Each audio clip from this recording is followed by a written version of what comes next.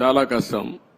CM గారు, నేను ఇంతవరకు ఎంత డబ్బులుంది ఖజానాలో తెలియదు. నిన్నే నేను చూసా. ఆఫ్ బారోయింగ్, ఆన్ బారోయింగ్ రెండు ఉన్నాయి. కొన్ని లెక్కలు చూపించి బారో చేశారు, కొన్ని లెక్కలు చూపించకుండా బారో చేశారు. మద్యం కూడా రాబోయే రోజుల్లో వచ్చే ఆదాయాన్ని తాకట్టు పెట్టి బారో చేశారు. అది కూడా ఎంత బారో చేశారు ఇంకా ఎతకాలి. ఇవన్నీ ఒక్కొక్క ఎక్కడెక్కడ ఉన్నాయో మనకే తెలియదు.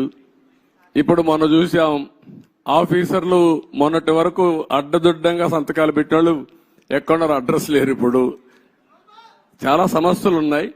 బట్ ప్రజలు ఇచ్చినటువంటి మ్యాండేట్ చాలా స్పష్టంగా ఇచ్చారు. చాలా మంది నన్ను అడిగారు ఒక మాట, ఇలాంటి క్లిష్టమైన పరిస్థితుల్లో మీరు ఏం చేయగలుగుతారని అడిగారు. ఎలక్షన్ల ముందు కూడా నేను ఒకటే చెప్పాను, ఏం చేస్తారని మీరు అడుగుతున్నారు. నేను పారిపోవడానికి సిద్ధంగా లేను, ఫేస్ చేస్తా. తప్పకుండా మళ్లీ రాష్ట్రాన్ని పూర్వ వైభవం తేవడం కోసం పునర్నిర్మాణం వైపు ముందుకు పోతానని చెప్పా. అందుకే నేను అధ్యయనం చేస్తున్నా మీ అందరి ద్వారా. చేసిన తర్వాత అమరావతి కూడా ఏం చేయాలో నిర్దిష్టంగా చెప్తాను, ముందుకెళ్తాం. రాజధాని ప్రాంతంలో భూములు ఏమైనా తాకట్టు పెట్టారా సార్? రాజధాని ప్రాంతంలో భూములు కూడా ఏమైనా తాకట్టు పెట్టారా? చూడాలి, రికార్డ్స్ అని చూడాలి. సచివాలయం అయితే సచివాలయాలు పెట్టారు, ఇక్కడ సచివాలయం కూడా పెట్టారనుకుంటాను. చూడాలి, ఆ రికార్డు చూడాలి.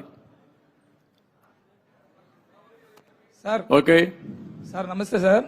నా పేరు వేణు, నేను రాజధాని రిపోర్టర్ని సార్. ఒక 12 సంవత్సరాల నుంచి, ఇది రాజధాని కాకముందు నుంచి ఇక్కడ ఉన్నాను.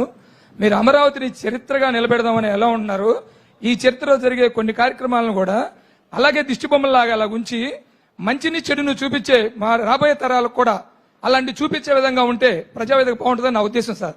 ప్రజావేదిక అట్నే పెట్టాలంటావు? అంతే సార్. ఓకే, నువ్వు ఒక మంచి సజెషన్ ఇచ్చావు. ఎందుకంటే ఇది జపాన్ లో కూడా ఏం చేశారంటే, ఏవేవి హీరోషిమా ఒకటి,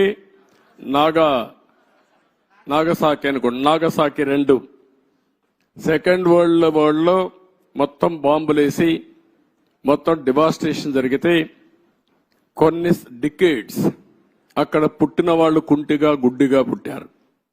పంటలు కూడా రాలేదు, భూములు కూడా ఇది అయిపోయినాయి.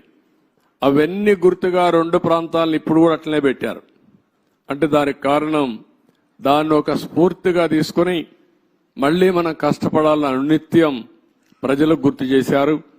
ఈరోజు అదే 2వ ప్రపంచ యుద్ధంలో దెబ్బతిన్న జపాన్ ప్రపంచంలోని అగ్రదేశంగా తయారైందంటే ఇలాంటివి చూసి పట్టుదల పెంచుకోవడం.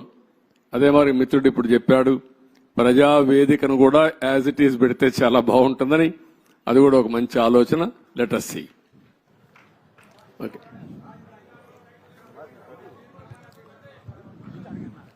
మైక్.